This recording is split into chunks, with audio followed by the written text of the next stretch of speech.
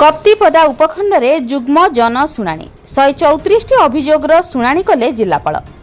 पूर्व निर्धारित कार्यसूची अनुसार 25/8/2025 तारीख सोमवार दिन पूर्वाह्न उपजिलापाल सम्मिलन कक्ष अनुष्ठित होई जुग्म जन शुणाणी शिविर। उपजिलापाल श्री सुशांत कुमार बारिक प्रत्यक्ष तत्वावधान अनुष्ठित उक्त जुग्म जन शुणाणी शिविर में मयूरभंज जिलापाल श्री हेमकांत सोय, आरक्षी अधीक्षक श्री वरुण गुंडुपाली जोगदे मोट 134 अभियोगर शुणाणी करिसेंती। उपखंड पीए आउ टीडीए श्री नरेंद्र खमारी, उपखंड आरक्षी अधीक्षक श्री हृषिकेश नायक, उपखंड चिकित्सालय अधीक्षक डाक्तर लक्ष्मीकांत पति जोगदेवा सह कप्तिपदा उपखंड अंतर्गत समस्त ब्लॉक बीडीओ तहसीलदार समेत समस्त विभागीय अधिकारी माने जोगदे सहयोग करथिले।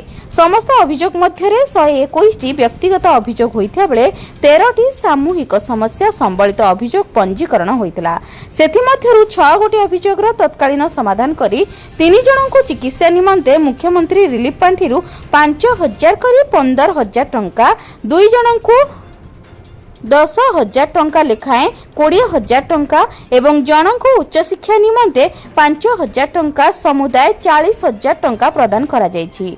अन्य अभियोग गुड़िकर समाधान करिबा पई उपस्थित विभागीय अधिकारी माननकु जिलापाल मयूरभंज निर्देश दैछन्ति। समस्त कार्यक्रमर परिचालन रे डेप्यूटी कलेक्टर प्रतीक कुमार पंडा, कर्मचारी सांखाई हेम्ब्रम, भवानी पंडा, कैलाश दैनिक, अजित महापात्र समेत अन्य कर्मचारी माने सहयोग करथिले। खुंटारू निरंजन महांतଙ୍କ रिपोर्ट, जन अधिकार लाइव।